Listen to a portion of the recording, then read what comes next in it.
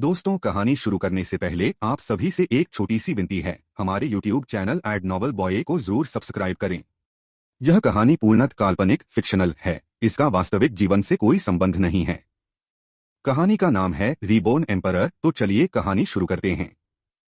देव ज्वाला के ठिकाने की खबर। देव ज्वाला यह अपने आप में एक बहुत बड़ा विषय था। जब आकर्ष ने इसके बारे में सुना तभी वह काफी ज्यादा उत्साहित हो गया था, क्योंकि चाहे वैद्य हो, हथियार शिल्पकार, रसायन शास्त्री हो या फिर अस्त्र शिल्पकार, चारों ही क्षेत्रों से वह भली भांति परिचित था। इन्हीं के बारे में सोचते हुए आकर्ष ने अगले देव अभिलेख को तोड़ा और उसमें संरक्षित जानकारी को पढ़ने लगा। इस देव अभिलेख में देव ज्वालाओं के बारे में विस्तार से बताया गया था। देव ज्वालाएं दो प्रकार की तो थी, लेकिन साथ में उनकी 4 श्रेणियां भी थी: निम्न, मध्य, उच्च और परम। यह ज्वालाएं या तो जमीन की बहुत गहराई में पाई जाती थी जहां पर तापमान बहुत ज्यादा उच्च होता था, या फिर ऐसी जगहों पर पाई जाती थी जहां पर ठंड बहुत ज्यादा होती थी। ज्यादातर तो यह ज्वालामुखियों के भीतर पाई जाती थी जहां पर खोलता लावा होता था। कहा जाता था कि इनको नियंत्रित करना बहुत मुश्किल होता था, लेकिन अगर एक बार यह ज्वालाएं किसी को अपने मालिक के रूप में स्वीकार कर लेती थी तो जीवन भर उनके साथ रहती थी। यह उनसे दूर तब तक नहीं जाती थी जब तक कि मालिक की खुद की इच्छा ना हो। सबसे विचित्र बात तो यह थी कि अगर किसी के पास इस प्रकार की ज्वाला होती और कोई दूसरा व्यक्ति लालच में आकर उस व्यक्ति को खत्म कर देता तो भी वह उस ज्वाला को हासिल नहीं कर सकता था। उल्टा अपने मालिक के मरते ही ज्वाला भी अपने आप को खत्म कर लेती थी। जब ज्वालाएं अपना अस्तित्व खोने लगती थी तो उनके अंदर मौजूद ताप बड़ी मात्रा में बाहर निकलने लगता था और एक जोर का धमाका होता था। यह इतना ज्यादा उग्र होता था कि अगर उसके 1 किलोमीटर के क्षेत्र में अगर चक्रपाल मंडल का योद्धा भी मौजूद होता था तो वह भी अपने आप को बचा नहीं पाता था। देव अभिलेख से आकर्ष को यह भी पता चला कि मृत्यु लोक और यहाँ देवतल में निर्माण की प्रक्रिया बिल्कुल एक जैसी थी, जिसका मतलब था कि उसके पास लक्ष्य की जो भी यादें थी और जितनी भी गोलियों का निर्माण वो मृत्यु लोक में कर सकता था, उनका निर्माण यहाँ देवतल में भी किया जा सकता था। और उन गोलियों की शुद्धता मृत्यु लोक की तुलना में देवतल में और भी कई गुना तक बढ़ने वाली थी। यह जानकर आकर्ष की खुशी की कोई सीमा न रही। उसके लिए यह वह रास्ता था जहां पर उसे चलने की भी जरूरत नहीं थी। एक ही जगह पर खड़े रहकर वह अपनी मंजिल तक पहुंच सकता था। दरअसल देवतल में चाहे रसायन शास्त्री हो या फिर अस्त्र शिल्पकार, उन्हें निर्माण करना सीखना पड़ता था, और यह अपने आप में एक बहुत लंबी और मुश्किल प्रक्रिया होती थी। लेकिन आकर्ष को यह सब करने की कोई जरूरत नहीं थी। वह तो यह सब बहुत पहले ही सीख चुका था। थोड़ी देर तक तो आकर्ष इस बारे में सोचकर खुशी मनाता रहा, लेकिन फिर उसे याद आया कि वह तो बेकार में ही खुश हो रहा है। भले ही उसे निर्माण प्रक्रिया सीखने की जरूरत नहीं थी, लेकिन निर्माण करने के लिए उसे देव ज्वाला की तो जरूरत थी। और यह कहाँ पर थी, कैसे मिलेगी, इसके बारे में आकर्ष को कुछ भी पता नहीं था। पहले एक काम करता हूँ, बाकी सब विषयों के बारे में भी जानकारी हासिल कर लेता हूँ।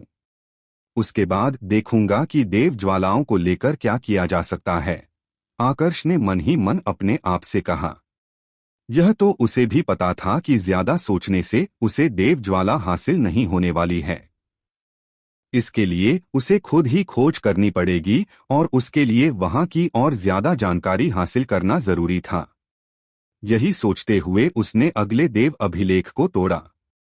इस देव अभिलेख में देवतल के मंत्र अभिलेखों के बारे में जानकारी थी, जिन्हें देव अभिलेख भी कहा जाता था। इसमें संरक्षित जानकारी भी बिल्कुल पहले की तरह थी। बस फर्क इतना था कि यहाँ पर सहायक देव अभिलेखों के बारे में ज्यादा बताया गया था। आकर्ष इन सब के बारे में जानकारी हासिल कर ही रहा था कि तभी उसे अपने कमरे के बाहर से किसी की आवाज सुनाई पड़ी। यह क्षेत्रपाल महोदय की आवाज थी। इन 4 से 5 महीनों में क्षेत्रपाल महोदय का संबोधन आकर्ष के लिए बदल चुका था। अब वह उसे कप्तान आकर्ष कहकर नहीं बल्कि आकर्ष भाई कहकर संबोधित करने लगे थे। क्षेत्रपाल महोदय की आवाज सुनकर आकर्ष ने अपने कमरे का दरवाजा खोला और उन्हें अंदर आने का संकेत किया। अपने चेहरे पर मुस्कुराहट लिए क्षेत्रपाल महोदय कमरे के भीतर आए और एक कुर्सी पर बैठ गए। मैंने सुना कि आपकी साधना पूरी हो चुकी है। आप कुछ समय पहले बाजार भी जाकर आए हैं? क्षेत्रपाल महोदय ने पूछा। हाँ, अभी कुछ ही दिनों पहले साधना पूरी हुई है। रही बात बाजार की तो वहां पर इसलिए गया था क्योंकि मुझे यहाँ की सामान्य जानकारी चाहिए थी, आकर्ष ने जवाब दिया। इतने समय तक क्षेत्रपाल महोदय के महल में रहने के बाद वह भी क्षेत्रपाल महोदय को अपने दोस्त की तरह मानने लगा था। सुनकर अच्छा लगा कि आपकी साधना पूरी हो गई। अब आपके ऊर्जा स्तर का क्या हाल है?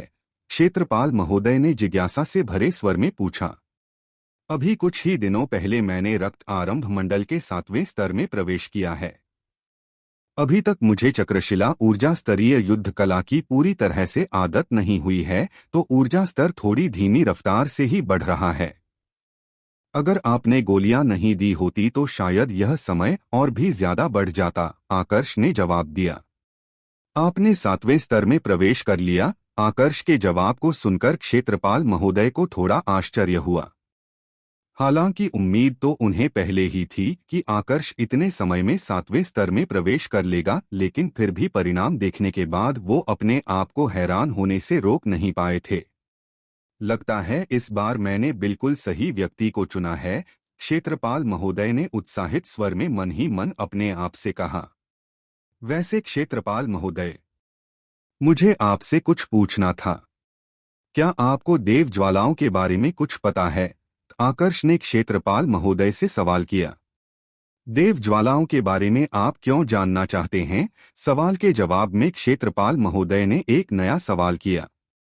जब मैं मृत्यु लोक में था तो गोलियों और हथियारों का निर्माण किया करता था। इसलिए बाजार में जाकर मैंने पता करने की कोशिश की कि यहाँ पर अगर रसायन शास्त्री और अस्त्र शिल्पकार बनना हो तो क्या करना पड़ेगा। जो जानकारी मुझे मिली उसके अनुसार सिर्फ रसायन शास्त्री और अस्त्र शिल्पकार के बारे में पता होना पर्याप्त नहीं है। इन दोनों क्षेत्रों में आगे बढ़ने के लिए आपके पास देव ज्वाला का होना भी आवश्यक है। बिना देव ज्वाला के आप चाहे कितने ही ज्यादा प्रतिभाशाली क्यों ना हो, इन दोनों क्षेत्रों में कुछ भी नहीं कर सकते, आकर्ष ने जवाब दिया। तो यह बात है। आपको देव ज्वालाओं के बारे में जो कुछ पता चला है वह बिल्कुल सही है, लेकिन इन्हें ढूंढना इतना आसान नहीं है। वैसे क्या आप यह बता सकते हैं कि अगर आपके पास देव ज्वाला हो तो आप कौन सी श्रेणी की गोलियों का निर्माण कर पाएंगे? क्षेत्रपाल महोदय ने अगला सवाल किया। जब उन्होंने यह सवाल किया था तो उनके चेहरे के भाव थोड़े से बदले थे, जैसे इस सवाल के पीछे उनकी खुद की भी कोई वजह छुपी हुई थी। मेरी जानकारी के अनुसार यहाँ पर गोलियों की 4 श्रेणियां हैं। इनमें ज्वाला के स्तर पर और निर्माण विधि पर निर्भर करता है कि कोई भी कौन सी श्रेणी की गोली बना सकता है। अगर मेरे पास एक सही ज्वाला हो तो मुझे लगता है कि मैं परम श्रेणी की गोलियों का निर्माण भी कर सकता हूं। हाँ, यह बात अलग है कि इसके लिए थोड़ा समय लगेगा क्योंकि मुझे अभी तक यहाँ की सारी गोलियों की जानकारी नहीं है। उन्हें सीखने में अलग से समय देना होगा, आकर्ष ने कहा। अब उसने तो यह जवाब बहुत ही साधारण शब्दों में दिया था, लेकिन जब क्षेत्रपाल महोदय ने उसके इस जवाब को सुना तो वह आश्चर्यचकित होने से अपने आप को रोक नहीं पाए। आकर्ष भाई, क्या आप सच कह रहे हैं? क्या आप सच में परम श्रेणी की गोलियों का निर्माण कर पाएंगे? क्षेत्रपाल महोदय ने पुष्टि करने के लिए दोबारा से पूछा। बिल्कुल, मैं इसको लेकर मजाक क्यों करूंगा? लेकिन फिर बात वही है कि मेरे पास देव ज्वाला नहीं है। कोई स्रोत भी नहीं है जिससे पता चल सके कि देव ज्वाला कहां पर मिल सकती है। इसलिए भले ही प्रतिभा कितनी ही क्यों ना हो, वह किसी काम की नहीं है, आकर्ष ने निराशा से भरे स्वर में जवाब दिया। काम की है? किसने कहा कि हमें देव ज्वाला का पता नहीं है? क्षेत्रपाल महोदय ने थोड़ा गंभीर होते हुए कहा। उनकी बात सुनकर आकर्ष के चेहरे के भाव भी गंभीर हो गए। उसकी सांसें एकदम से तेज होने लगी। आपको देव ज्वाला के बारे में पता है? उसने क्षेत्रपाल महोदय से सवाल किया। बिल्कुल पता है। बहुत साल पहले जब मैं नव प्रदेश में रहा करता था, उस समय प्रदेश प्रमुख की तरफ से मुझे कई सारे काम दिए जाते थे। मैं खुद मृत्यु लोक से आया था और मुझे प्रदेश प्रमुख का सलाहकार बनने में सैकड़ों वर्षों का समय लगा। इसलिए मैं उनका दिया प्रत्येक काम बड़ी ही निष्ठा से किया करता था। एक दिन मैं उनके दिए काम को पूरा करने के लिए जंगल से होते हुए जा रहा था, तभी मुझे कुछ महसूस हुआ। उस समय मैं अकेला था तो शुरुआत में मैं डर गया। मेरी ताकत इतनी नहीं थी कि मैं लुटेरों का सामना कर सकता था। मुझे लगा कि वहां पर लुटेरे हैं, लेकिन जब मैंने हिम्मत करके वहां का निरीक्षण किया तो पता चला कि वहां पर एक ज्वाला थी। शुरुआत में तो मुझे समझ में नहीं आया कि बिना किसी स्रोत के एक ज्वाला स्वतंत्र रूप से वहां पर कैसे जल रही थी, पर मुझे यह जरूर समझ में आ गया था कि वह एक खजाना है। इसलिए मैंने उसे कुछ देव अभिलेखों का इस्तेमाल करके छुपा दिया। पता नहीं था कि मैं कितने लंबे समय बाद उस ज्वाला को हासिल कर पाऊंगा, लेकिन मैं उसे दूसरों के हाथ भी नहीं लगने दे सकता था। पहले मैंने सोचा था कि मैं उसे प्रदेश प्रमुख को दे दूंगा, लेकिन उसी दौरान मेरे शिष्य की मृत्यु हुई और प्रदेश प्रमुख ने भी मुझे निराश कर दिया। उसके बाद मैंने फैसला कर लिया कि मैं उस ज्वाला के बारे में किसी को भी जानकारी नहीं दूंगा। जब मैं यहाँ पर आया तो मैंने औषधियों और धातुओं के बारे में समझना शुरू किया। यहाँ पर आने के बाद मुझे पता चला कि वह एक देव ज्वाला थी जो अस्त्र शिल्पकार और रसायन शास्त्रियों के काम आती है। अब आपकी बातें सुनने के बाद मुझे लगता है कि उस ज्वाला को आपसे बेहतर मालिक और कोई नहीं मिल सकता। अगर आप मेरे उस दुश्मन को जिंदा मेरे सामने लेकर आते हैं और मुझे उसे मारने का अवसर देते हैं तो मैं वादा करता हूं कि वह देव ज्वाला आपको दे दूंगा, क्षेत्रपाल महोदय आकर्ष से कहा। आप अपने बदले को लेकर कुछ ज्यादा ही उत्सुक है। आपको नहीं लगता कि आप मुझ पर हद से ज्यादा विश्वास कर रहे हैं? क्या पता मैं आपके उस दुश्मन को आपके सामने पेश न कर पाऊं? आकर्ष ने पूछा। अपनी खुद की ताकत से ज्यादा मुझे आपकी ताकत पर विश्वास है। मैं जानता हूं कि आप मुझे निराश नहीं करेंगे। अगर मुझे आप पर संदेह होता तो मैं आपको यहां पर कभी भी नहीं आने देता। ऊपर से मुझे यह भी पता है कि देव ज्वाला आपके लिए भी बहुत महत्वपूर्ण है, तो आप भी अपनी तरफ से हर संभव कोशिश करेंगे कि आप मेरा बदला ले सके, क्षेत्रपाल महोदय ने जवाब दिया। उन्हें आकर्ष की ताकत पर विश्वास इसलिए नहीं था कि उन्होंने आकर्ष की ताकत देखी थी, बल्कि उन्हें विश्वास इसलिए था क्योंकि उनका अनुभव उन्हें बता रहा था कि आकर्ष आगे आने वाले समय में उनसे आगे निकलेगा। ज्यादा लोगों को पता नहीं था, लेकिन क्षेत्रपाल महोदय जब मृत्यु लोक से यहाँ पर आए थे तो उन्हें रक्त आरंभ मंडल के 7वें स्तर में पहुंचने में पूरे 1000 सालों का समय लगा था, जबकि आकर्ष को यह ताकत हासिल करने में सिर्फ कुछ महीनों का समय लगा। 1000 साल छोड़ो, उसे पूरा 1 साल भी नहीं लगा था। अब अगर ऐसे योद्धा की ताकत पर वह संदेह करते तो उनसे बड़ा मूर्ख और कोई भी नहीं होता। अगर आपको बुरा ना लगे तो क्या हम अभी उस स्थान पर जाकर उस देव ज्वाला को ले सकते हैं? आकर्ष ने पूछा।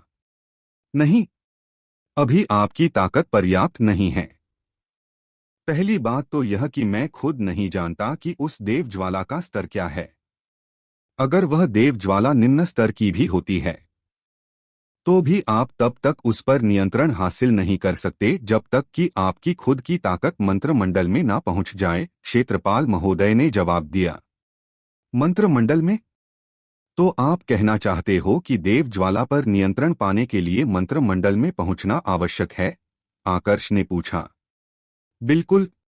तभी आपका शरीर और आत्मा इतनी मजबूत हो सकती है कि उस देव ज्वाला को अपने शरीर में स्थान दे, क्षेत्रपाल महोदय ने जवाब दिया। तो इसका मतलब यह हुआ कि जिस प्रदेश प्रमुख को आप इस देव ज्वाला के बारे में बताने वाले थे उनका ऊर्जा स्तर मंत्रमंडल या फिर उससे आगे है? आकर्ष ने पूछा। बिल्कुल।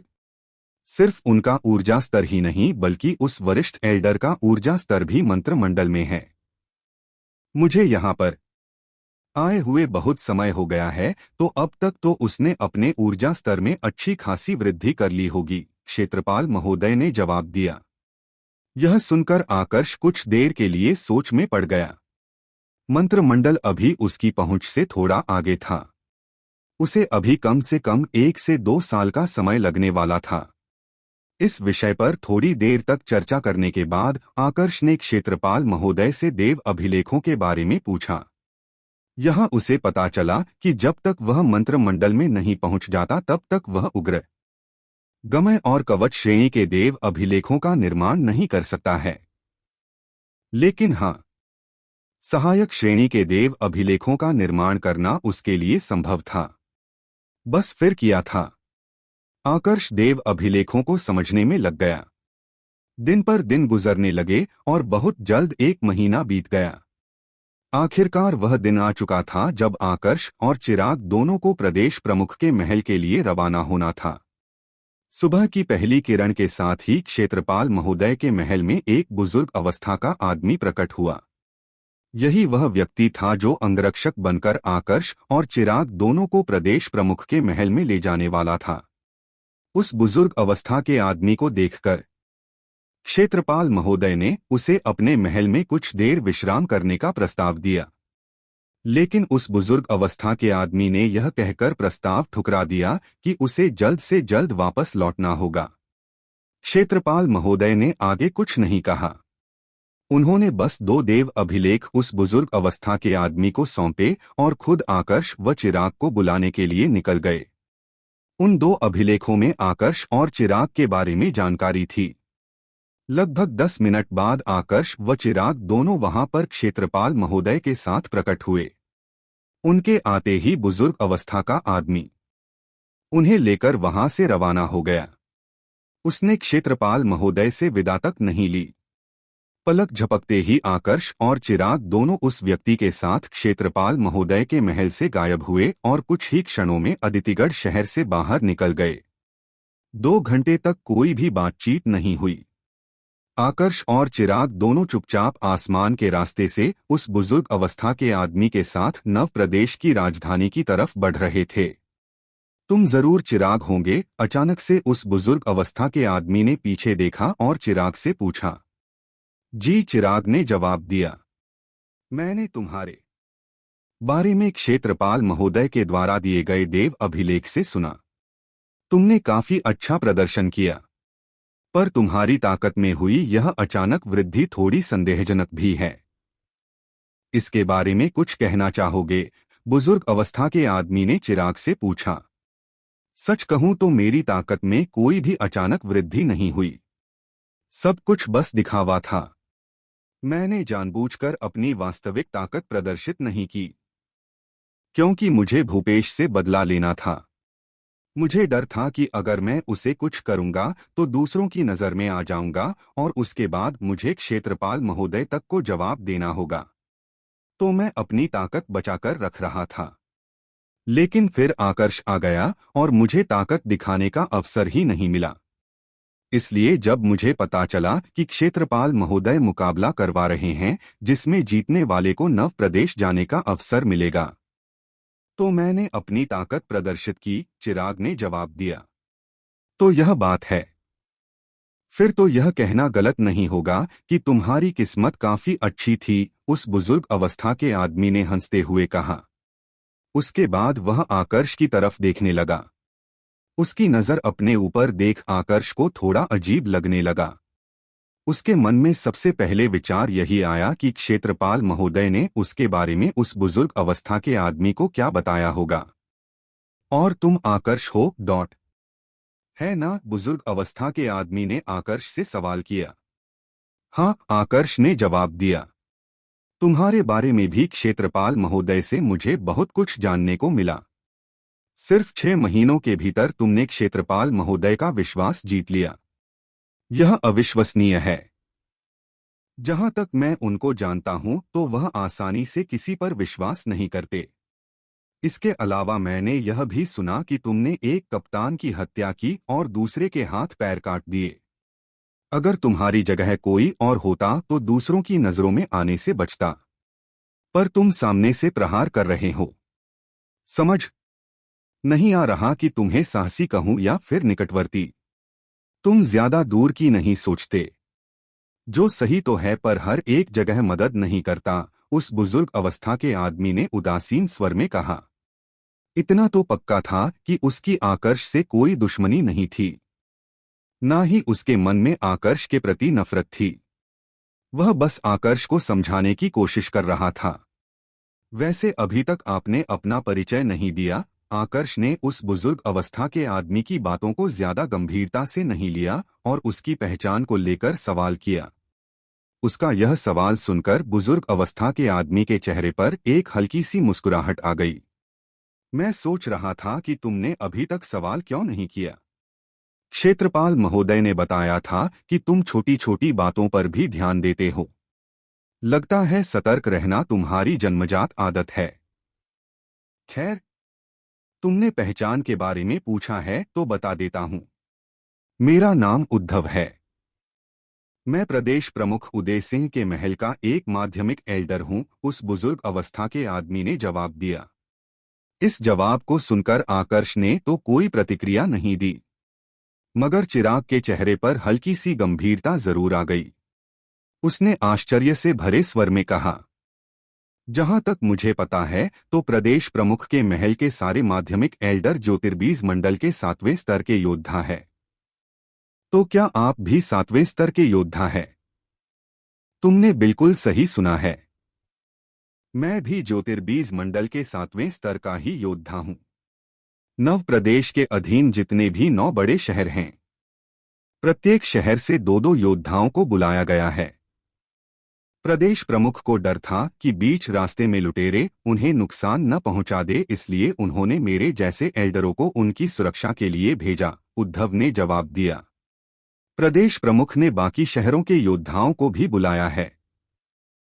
क्या आपको पता है कि इस निमंत्रण पीछे के पीछे उद्देश्य क्या है? आकर्ष ने सवाल किया। इस बारे में तो मैं भी नहीं जानता। मुझे बस इतना पता है कि इसका संबंध राजा विराट के महल से है, उद्धव ने जवाब दिया। इस जवाब को सुनकर ना तो चिराग ने कोई विशेष प्रतिक्रिया दी और ना ही आकर्ष ने। दोनों को ही इस बारे में थोड़ी बहुत जानकारी थी।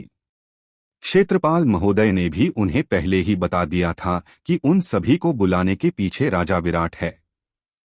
रुको, आगे खतरा है। अचानक से वह बुजुर्ग अवस्था का आदमी उद्धव अपने स्थान पर रुका और उसने अपने दोनों हाथों को फैलाकर आकर्ष व चिराग को भी रोक लिया।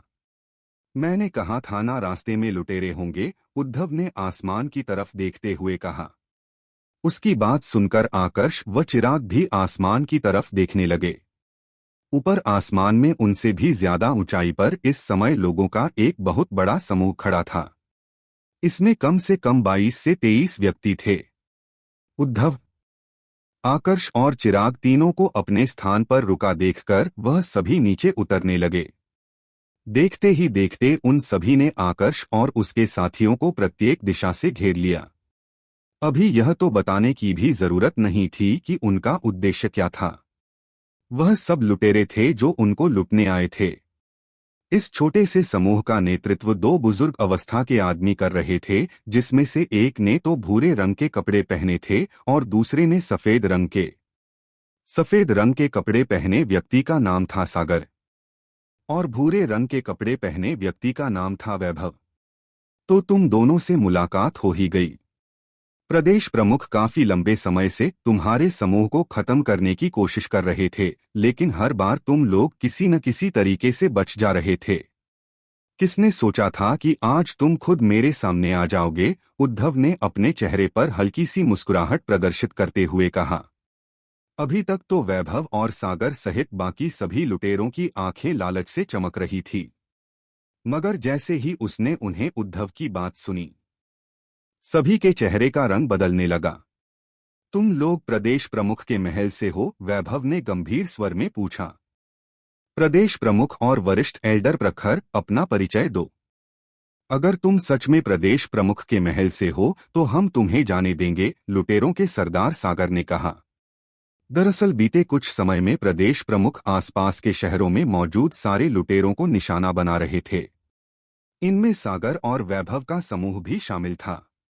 अभी तक प्रदेश प्रमुख के महल से कोई मंत्रिमंडल का योद्धा नहीं आया था, लेकिन अगर सागर और वैभव प्रदेश प्रमुख के महल के योद्धा को मार देते हैं तो फिर पूरी संभावना थी कि प्रदेश प्रमुख गुस्से में आकर मंत्रिमंडल के योद्धा को भेजेंगे। सागर और वैभव के पास इतनी ताकत नहीं थी कि मंत्रिमंडल के योद्धा का सीधा सामना करें। बस इसी वजह से वह इस लड़ाई को टालने की कोशिश कर रहे थे, लेकिन उद्धव इसके लिए बिल्कुल भी तैयार नहीं थे। तुम दोनों को क्या लगता है, मेरा रास्ता रोकने के बाद तुम लोग ऐसे ही चले जाओगे? प्रदेश प्रमुख को पता था कि तुम लोग रास्ता रोकोगे, इसलिए तो उन्होंने मुझे भेजा ताकि मैं तुम लोगों को खत्म कर सकूं। मैं अपनी तरफ से तुम्हें आखिरी अवसर दे रहा हूं। अगर आसान मौत चाहते हो तो अपनी खुद की जान ले लो, वरना मैं तो तुम्हें खत्म करूंगा ही, उद्धव ने कर्कश आवाज में उन दोनों लुटेरों से कहा। लगता है यह ऐसे नहीं मानेगा। अब जब लड़ाई होनी है तो डरने का क्या मतलब, वैभव ने अपने साथी सागर से कहा। ठीक है, फिर हम दोनों इसे अपना निशाना बनाते हैं और हमारे सारे आदमी इसके पीछे खड़े दोनों लड़कों को निशाना बनाएंगे, सागर ने कहा। इसके बाद उन दोनों ने अपने सारे साथियों को आकर्ष व चिराग पर प्रहार करने का इशारा किया और खुद उद्धव से लड़ने के लिए आगे बढ़े। उद्धव ने जब देखा कि लुटेरे आकर्ष और चिराग को निशाना बना रहे हैं तो उसे चिंता होने लगी। उसने सारे लुटेरों को धमकाते हुए कहा, मैं यहां पर सिर्फ इन दोनों को मारने आया हूं। मैं तुम लोगों को कुछ भी नहीं करूंगा, लेकिन अगर तुमने प्रदेश प्रमुख के मेहमानों को निशाना बनाया तो तुम लोग अपनी मृत्यु को आमंत्रण दोगे। उद्धव जानते थे कि आकर्ष और चिराग इतने ताकतवर भी नहीं है कि एक साथ 20 लुटेरों का सामना कर सके, इसलिए उन्होंने लुटेरों को डराने की कोशिश की। लेकिन सागर और वैभव उनकी यह चाल समझ चुके थे। उन्होंने अपने साथियों को आश्वासन देते हुए कहा, तुम लोगों को डरने की कोई जरूरत नहीं है। आगे बढ़ो और मार डालो इन दोनों को। वैसे भी यह हमें जिंदा नहीं छोड़ेगा। कम से कम मरने से पहले अगर प्रदेश प्रमुख का थोड़ा नुकसान कर ले तो आत्मा को शांति तो मिलेगी। सारे लुटेरे शुरुआत में तो डरे हुए थे, लेकिन सागर और वैभव की बात सुनने के बाद उनका डर खत्म हो गया। उन्हें समझ में आ चुका था कि मरना तो निश्चित है, तो खत्म होने से पहले वह अपना सारा गुस्सा आकर्ष और चिराग पर उतारना चाहते थे। उन 20 लुटेरों ने आकर्ष व चिराग को घेर लिया और उन पर टूट पड़े। एक कप्तान के रूप में चिराग खुद लड़ने में काफी माहिर था, तो उसने तुरंत प्रतिक्रिया दी और अपनी तलवार के साथ लुटेरों से लड़ने लगा। उसकी और लुटेरों की ताकत लगभग बराबर थी, पर क्योंकि लुटेरे संख्या में ज्यादा थे तो चिराग कमजोर पड़ने लगा। इधर आकर्ष अपनी जगह पर बिल्कुल शांत खड़ा था। चिराग की तरह उसने आगे बढ़कर लड़ने की कोशिश नहीं की, बल्कि लुटेरों को ही अपने पास आने दिया।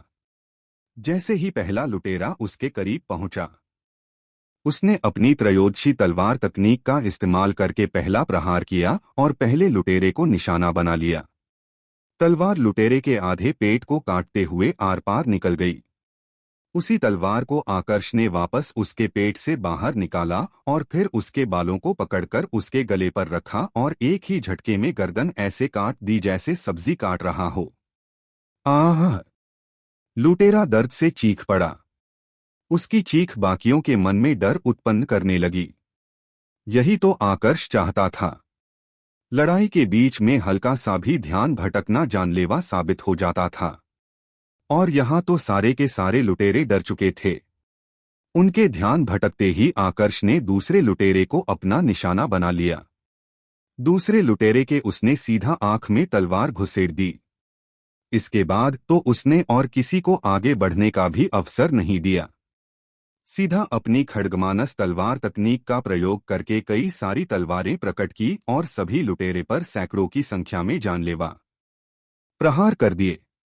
पलक झपकते ही आसमान से खून की बारिश होने लगी। आसमान से लुटेरों के कटे हुए शरीर के अंग ऐसे गिर रहे थे जैसे बारिश में ओले गिर रहे हो। इधर चिराग लुटेरों से घिर चुका था।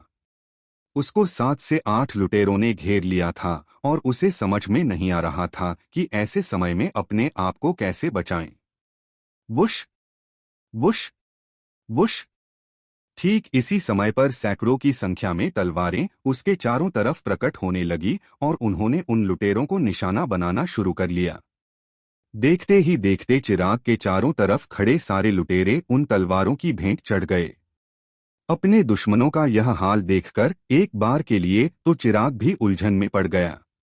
उसे भी समझ में नहीं आया कि अभी हुआ क्या है। उसने पलटकर पीछे की तरफ देखा तो पाया कि उसकी मदद करने वाला व्यक्ति कोई और नहीं बल्कि आकर्ष था। सभी 20 लुटेरों को उसने अकेले ही 2 से 3 सेकंड में मार दिया था और इस दौरान खून की एक भी बूंद उसके शरीर या कपड़े पर नहीं गिरी थी। धन्यवाद। चिराग ने अपने हाथ पर लगे खून को साफ किया और आकर्ष का आभार प्रकट किया। कोई बात नहीं। महल से रवाना होते समय क्षेत्रपाल महोदय ने कहा था कि तुम्हारी मदद करूं। मैं बस उनके आदेश का पालन कर रहा हूं, आकर्ष ने जवाब दिया। फिर भी तुमने मेरी मदद की। मैं इसे याद रखूंगा, चिराग ने विनम्र स्वर में कहा। इधर उद्धव, सागर और वैभव की लड़ाई अभी भी चल रही थी। जब तीनों अपने शक्तिशाली प्रहार कर चुके थे तब उनकी नजर आकर्ष व चिराग की तरफ गई। तीनों ने यह देखने की कोशिश की थी कि लुटेरों ने आकर्ष व चिराग का क्या हाल किया है, पर वहां का नजारा देखकर तो तीनों के होश उड़ गए। उद्धव अचरज में थे जबकि सागर और वैभव गुस्से से उबल पड़े थे। गुस्से के कारण सागर और वैभव का ध्यान एक पल के लिए लड़ाई से हट गया। इतना समय उद्धव के लिए पर्याप्त था। इसी मौके का फायदा उठाते हुए उन्होंने दोनों पर जानलेवा प्रहार कर दिया और उन्हें बुरी तरह से जख्मी कर दिया। इस उद्धव से बाद में लड़ेंगे, पहले इसको मारो, सागर ने कर्कश आवाज में वैभव से कहा। यहाँ पर वह आकर्ष पर प्रहार करने की बात कर रहा था। वैभव के पास आत्मिक युद्ध कला थी। उसने उसी का प्रयोग करके आकर्ष को निशाना बनाने की कोशिश की ताकि लड़ाई से उसका ध्यान भी ना हटे और आकर्ष भी मर जाए। वैभव को इस तरह से आकर्ष पर प्रहार करते देख उद्धव गुस्से से उबल पड़े। उन्हें इसकी उम्मीद नहीं थी कि वैभव बीच लड़ाई में आकर्ष पर जानलेवा प्रहार कर देगा। उन्होंने उसे रोकने की भी कोशिश की मगर तब तक देर हो चुकी थी। वैभव आकर्ष को निशाना बना चुका था। लेकिन अगले ही पल कुछ ऐसा हुआ जिसने न सिर्फ वैभव को बल्कि उद्धव, सागर और चिराग तीनों को हैरान कर दिया। असंभव! तुम्हारे पास अपनी आत्मा को सुरक्षित करने का अस्त्र कैसे हो सकता है? वैभव ने अविश्वास से भरे स्वर में कहा। इस प्रकार का अस्त्र देवतल में बहुत ही ज्यादा दुर्लभ था। शक्तिशाली योद्धा जिनका ऊर्जा स्तर महामंत्र मंडल से आगे हो, उनके पास इस प्रकार का अस्त्र देखने को मिलता था। आकर्ष जैसे योद्धा के पास तो इस प्रकार के अस्त्र का होना असंभव था। अफसोस वैभव को कभी भी इस सवाल का जवाब मिल नहीं पाया, क्योंकि उसके आगे कुछ कहने से पहले ही उद्धव ने उसे निशाना बना लिया था। एक दर्द भारी चीख के साथ वैभव सीधा जाकर जमीन पर गिरा। 2 से 3 पल तड़पने के बाद उसने दम तोड़ दिया।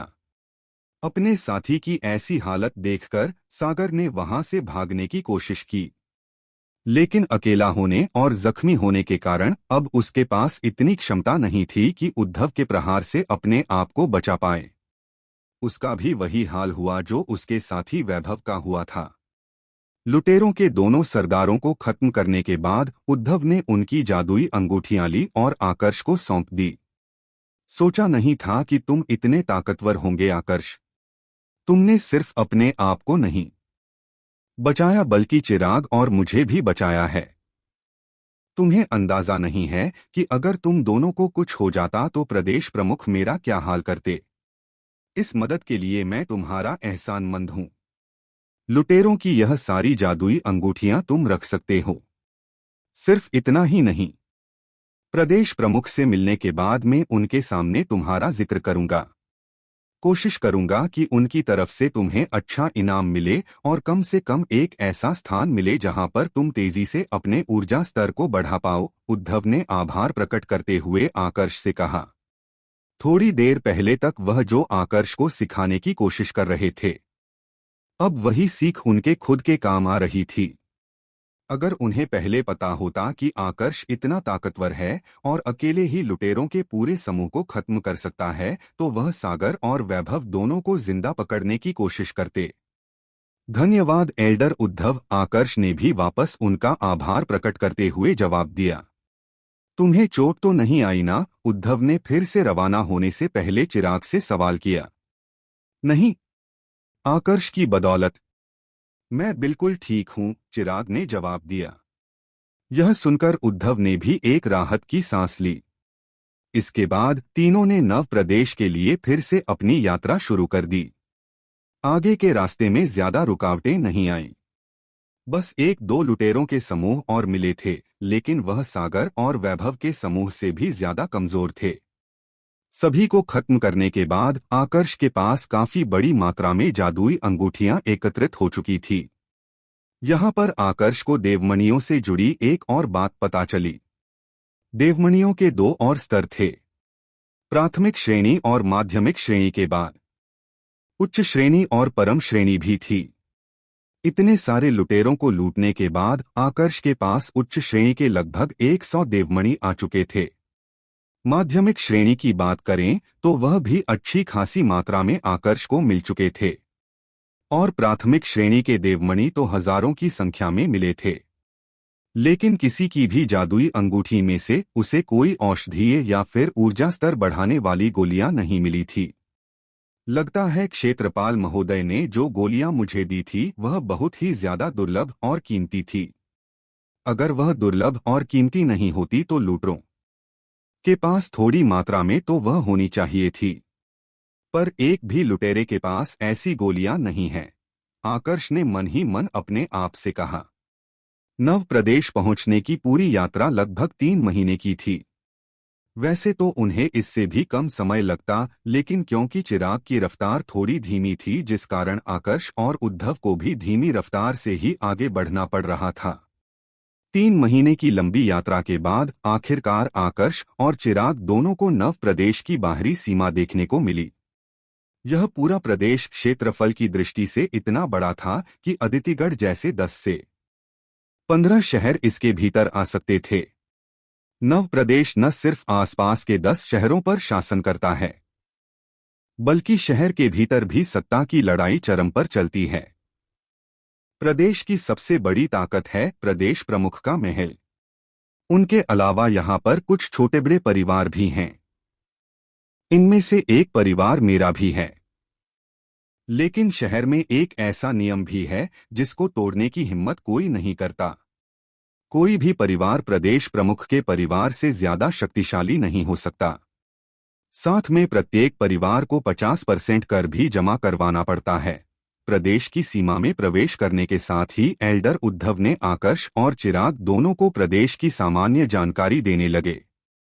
उनकी बातें सुनने के बाद आकर्ष और चिराग दोनों को पता चला कि प्रदेश के 2 सबसे शक्तिशाली योद्धा प्रदेश प्रमुख और वरिष्ठ एल्डर है। दोनों ही मंत्र मंडल में थे। उनके बाद ज्योतिर्बीज मंडल के योद्धाओं का बोलबाला था, जिनमें उद्धव दूसरे सबसे शक्तिशाली योद्धा थे।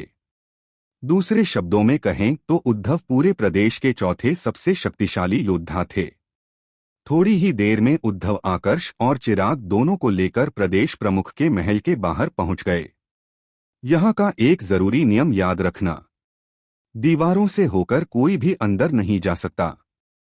यहाँ पर उड़ने का अधिकार सिर्फ उसके पास है जो मंत्रमंडल में हो। हाँ, कुछ योद्धा है जिनको इससे वंचित रखा गया है, लेकिन उनको प्रदेश प्रमुख की अनुमति मिली हुई है। उद्धव ने ऊर्जा के माध्यम से संदेश भेजकर आकर्ष व चिराग से कहा। प्रणाम एल्डर उद्धव। जैसे ही उन्होंने अपनी बात खत्म की, महल के मुख्य द्वार पर खड़े पहरेदार ने एल्डर उद्धव को प्रणाम किया। प्रणाम। बाकी सब लोगों की क्या स्थिति है? क्या बाकी सभी एल्डर आ चुके हैं? एल्डर उद्धव ने कुछ देर के लिए आकर्ष व चिराग पर से अपना ध्यान हटाया और सामने खड़े पहरेदार से पूछा। जी, वह सभी आ चुके हैं, पहरेदार ने सिर झुकाकर जवाब दिया। एल्डर उद्धव ने आगे कुछ भी नहीं कहा, बस आकर्ष व चिराग को लेकर वहां से रवाना हो गए। अब वह महल के भीतर की जानकारी दे रहे थे। जब आकर्ष और चिराग वहां से आगे बढ़ रहे थे, तभी उन्हें पहरेदारों की आवाजें सुनाई दी। पहरेदार दबी हुई आवाज में अदितिगढ़ और उसके क्षेत्रपाल के बारे में बात कर रहे थे। उनकी बातें सुनकर आकर्ष और चिराग दोनों के मन में क्षेत्रपाल के अतीत को लेकर कुछ सवाल आने लगे। एल्डर उद्धव, महल के पहरेदार हमारे अदितिगढ़ शहर के क्षेत्रपाल को कैसे जानते हैं? क्या हमारे क्षेत्रपाल महोदय यहाँ पर पहले भी आ चुके हैं? चिराग ने एल्डर उद्धव से पूछा। उसका सवाल सुनकर पहले तो एल्डर उद्धव बिल्कुल चुप हो गए। कुछ देर के बाद उन्होंने दबी हुई आवाज में कहा, चिराग, तुम्हारे क्षेत्रपाल महोदय एक समय पर यहाँ के प्रदेश प्रमुख के सलाहकार हुआ करते थे, जिस कारण से पहरेदार उन्हें जानते हैं। लेकिन बाद में कुछ ऐसा हुआ जिस कारण उन्हें यह महल छोड़कर जाना पड़ा। अब इसको लेकर कोई सवाल मत करना, क्योंकि इस बारे में बात करना हम तीनों के लिए खतरनाक हो सकता है। इतना कहकर एल्डर उद्धव कुछ देर के लिए फिर से चुप हो गए। उन्हें देखकर लग रहा था जैसे वह अतीत की यादों में खो चुके हैं। थोड़ी देर के बाद उन्होंने वापस पीछे की तरफ देखा। अब की बार उनकी नजर आकर्ष पर जाकर पड़ी। आकर्ष, महल के वरिष्ठ एल्डर प्रखर अगर तुमसे अपना शिष्य बनने को कहे तो मना मत करना। प्रतिभाशाली लोगों को देखते ही वो उन्हें अपना शिष्य बनने का प्रस्ताव देते हैं। अगर तुम्हें ज्यादा समय तक यहाँ पर रहना है और अपने आप को सुरक्षित रखना है तो उस प्रस्ताव को ठुकराना मत, एल्डर उद्धव ने धीमी आवाज में आकर्ष से कहा। उनकी आवाज से ऐसा लग रहा था जैसे वो आकर्ष को सलाह नहीं दे रहे थे बल्कि सचेत कर रहे थे। एल्डर उद्धव, आप जिन वरिष्ठ एल्डर प्रखर की बात कर रहे हैं, यह प्रदेश के उन दो योद्धाओं में से एक है ना जिन्होंने मंत्रमंडल में प्रवेश किया है? इससे पहले कि आकर्ष एल्डर उद्धव से कुछ कह पाता, चिराग ने एल्डर उद्धव से सवाल कर लिया। तुम बिल्कुल सही हो। वरिष्ठ एल्डर प्रखर प्रदेश प्रमुख के बाद मंत्रमंडल के दूसरे सबसे शक्तिशाली योद्धा है। इसीलिए तो मैंने ऐसा कहा कि उनके प्रस्ताव को ठुकराना मत, एल्डर उद्धव ने जवाब दिया। लेकिन जवाब देते समय उनकी नजर चिराग पर नहीं बल्कि आकर्ष पर थी। सच कहूं तो मेरे पहले से एक मास्टर है। मैं किसी और को अपना मास्टर नहीं बनाना चाहता, आकर्ष ने जवाब दिया। यह सुनकर एल्डर उद्धव के चेहरे का रंग पीला पड़ने लगा। वह कभी भी नहीं चाहते थे कि आकर्ष जैसा प्रतिभाशाली योद्धा वरिष्ठ एल्डर प्रखर से दुश्मनी करके मर जाए। इसलिए उन्होंने समझाने की कोशिश की, तुम समझ नहीं रहे हो आकर्ष। तुम्हें पता है तुम्हारे क्षेत्रपाल महोदय को यह प्रदेश छोड़कर क्यों जाना पड़ा? तुम्हारे क्षेत्रपाल महोदय का एक शिष्य हुआ करता था और उसने वरिष्ठ एल्डर प्रखर के प्रस्ताव को ठुकराया था। वरिष्ठ एल्डर ने उसे मरवा दिया। तुम्हारे क्षेत्रपाल महोदय इस पर बहुत गुस्सा हुए और उन्होंने बदला लेने की कोशिश की। लेकिन वरिष्ठ एल्डर ताकत के मामले में उनसे बहुत आगे थे। अगर प्रदेश प्रमुख बीच में नहीं आते तो कब तक तुम्हारे क्षेत्रपाल महोदय मारे जा चुके होते। इसलिए तुम्हारे भले के लिए कह रहा हूं कि उनके प्रस्ताव को मत ठुकराना। उद्धव के शब्दों में चिंता साफ झलक रही थी, जिसको आकर्ष भी महसूस कर पा रहा था। मैं डरकर किसी का शिष्य नहीं बन सकता। रही बात मारने की, तो आपने तो कहा था कि हमें यहाँ पर बुलाने के पीछे राजा विराट का हाथ है। तो ऐसा कैसे हो सकता है कि वरिष्ठ एल्डर जैसा व्यक्ति राजा विराट को चुनौती दे दे? क्या उन्हें इस बात का बिल्कुल भी डर नहीं है कि अगर हमें कुछ हो गया तो राजा विराट उन पर गुस्सा हो सकते हैं? प्रदेश प्रमुख को उनके गुस्से का सामना करना पड़ सकता है, आकर्ष ने पूछा। तुम सही कह रहे हो। लेकिन यहाँ पर समस्या यह है कि राजा विराट को यह नहीं पता है कि तुम्हारे जैसा कोई योद्धा यहाँ पर आया हुआ है। जब तक उन्हें तुम्हारे बारे में पता ना चले तब तक वरिष्ठ एल्डर तुम्हारा कुछ भी कर सकते हैं। अगर उन्होंने तुम्हें मार दिया तो फिर प्रदेश प्रमुख भी इस बात को छुपाने की हर संभव कोशिश करेंगे, क्योंकि राजा विराट को पता चलेगा तो प्रदेश प्रमुख को भी सजा मिल सकती है। एल्डर उद्धव ने जवाब दिया। उनकी बातें सुनने के बाद आकर्ष को इतना तो समझ में आ चुका था कि क्षेत्रपाल महोदय ने उनसे झूठ नहीं कहा था, यानी कि अब आकर्ष को बदला लेना होगा। लेकिन उसके पास अभी इतनी ताकत नहीं थी। उसे जल्द से जल्द ऊर्जा स्तर बढ़ाने की जरूरत थी ताकि वरिष्ठ एल्डर को पकड़कर क्षेत्रपाल महोदय के सामने पेश कर सके। उसके मरने के बाद ही आकर्ष देव ज्वाला हासिल कर सकता था। क्या कोई भी तरीका नहीं है? आकर्ष ने थोड़े गंभीर स्वर में एल्डर उद्धव से पूछा। उसका यह सवाल सुनकर एल्डर उद्धव सोच में पड़ गए। चिराग भी चुपचाप खड़े होकर उनकी बातें सुन रहा था। इतना तो उसे भी समझ में आ चुका था कि वरिष्ठ एल्डर कितने खतरनाक हो सकते हैं, तो वह भी बचने का कोई तरीका ही ढूंढ रहा था। एक तरीका है, अगर वरिष्ठ एल्डर तुम्हें प्रस्ताव न दे तब तुम लोग बच सकते हो, लेकिन इसके लिए जरूरी यह है कि तुम लोग उनकी नजरों में ना आओ। मैं तुम्हें एक सुरक्षित स्थान पर लेकर चलूंगा। जब तक मैं वापस नहीं आता तुम उसी स्थान पर रहोगे। मैं जाकर तब तक प्रदेश प्रमुख से इस बारे में बात करूंगा। एक बार उन्हें मना लिया तो फिर वरिष्ठ एल्डर से बच सकते हैं, एल्डर उद्धव ने कहा। इसके बाद वो आकर्ष व चिराग को लेकर अपने खुद के घर आ गए। साधना करने की दृष्टि से उनका स्थान भी काफी उपयुक्त था। वहां पर भी देव ऊर्जा पर्याप्त मात्रा में थी। मुझे आने में थोड़ा समय लगेगा। अगर किसी भी चीज की जरूरत हो तो नौकरों से कह देना, एल्डर उद्धव ने जाने से पहले आकर्ष व चिराग से कहा। आकर्ष व चिराग दोनों ने सहमति में सिर हिलाया और फिर अपने कक्ष में आ गए। कमरा काफी शांत था। साधना करने के लिए वहां पर अलग से स्थान था। चिराग तो कमरे के भीतर आते ही वहां पर जाकर बैठ गया। उसकी ऐसी प्रतिक्रिया बिल्कुल सामान्य थी, क्योंकि आज से पहले चिराग को कभी भी ऐसा स्थान नहीं मिला था जहां पर वह इतनी बड़ी मात्रा में प्राकृतिक ऊर्जा खींच सकता था। वह तो काफी ज्यादा खुश था। लेकिन आकर्ष, उसके लिए इस प्रकार का स्थान कुछ नया नहीं था। क्षेत्रपाल महोदय के महल में भी वह इस प्रकार के स्थान में रह चुका था और साधना कर चुका था। हाँ, यह बात अलग थी कि यहाँ पर ऊर्जा थोड़ी और मात्रा में थी। साधना के स्थान पर बैठने के बाद आकर्ष ने जैसे ही अपनी आंखें बंद की, उसे देव ऊर्जा का अंतर साफ महसूस होने लगा। यहाँ की ऊर्जा न सिर्फ ज्यादा थी बल्कि शुद्ध भी थी। इसका एक कारण यह भी था कि यह स्थान पूरे देवतल के केंद्रीय भाग के ज्यादा करीब था। साधना में आकर्ष ऐसे खो गया कि उसे समय का बोध ही नहीं रहा। उसे कोई भी अंदाजा नहीं था कि घंटे गुजर रहे हैं या फिर दिन। उसकी आंखें तो तब जाकर खुली जब एल्डर उद्धव की आवाज उसे सुनाई दी। तुम दोनों की साधना भंग करने के लिए माफी चाहता हूं, लेकिन तुम दोनों के नई जगह पर जाने का प्रबंध हो चुका है। मैंने प्रदेश प्रमुख से बात कर ली है। उन्होंने एक नए स्थान का प्रबंध किया है। उस स्थान की देव ऊर्जा यहाँ की तुलना में बहुत ज्यादा है। सिर्फ प्रदेश प्रमुख और वरिष्ठ एल्डर के पास ही उस प्रकार के स्थान है। तुम लोग वहां पर काफी आसानी से और तेजी से अपने ऊर्जा स्तर में वृद्धि कर सकते हो, एल्डर उद्धव ने आकर्ष और चिराग की तरफ देखते हुए कहा।